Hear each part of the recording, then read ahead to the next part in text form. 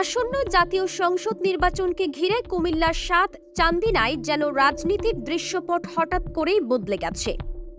একসময় যেই আসন ছিল তুলনামূলক শান্ত, সেখানে এখন প্রতিদিনই নতুন আলোচনা, নতুন হিসাব আর নতুন চমকের জন্ম হচ্ছে।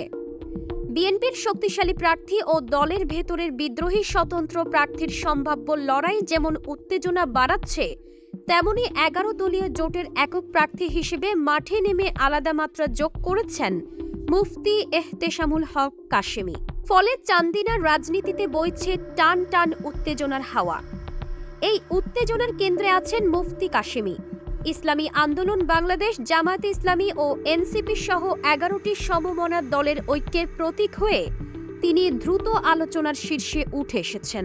মনোনয়ন নেয়ার পর থেকেই তিনি আর বসে নেই।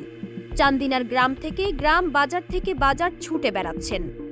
এদিকে হঠাৎ করেই চান্দিনার রাজনীতিতে বড় চমক হিসেবে আবির্ভূত হয়েছেন ডক্টর রেদওয়ান আহমেদ।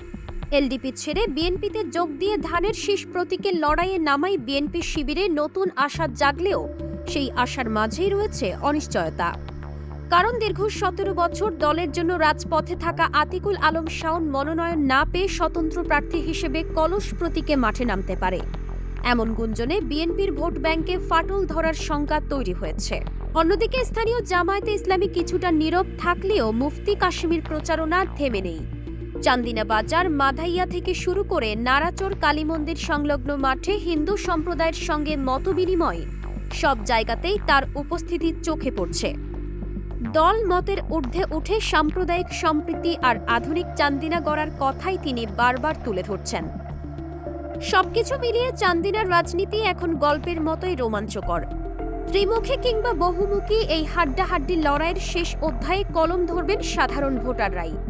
শেষ পর্যন্ত কার নামে লেখা হবে চান্দিনার নতুন রাজনৈতিক অধ্যায়, সেই অপেক্ষায় পুরো এলাকা।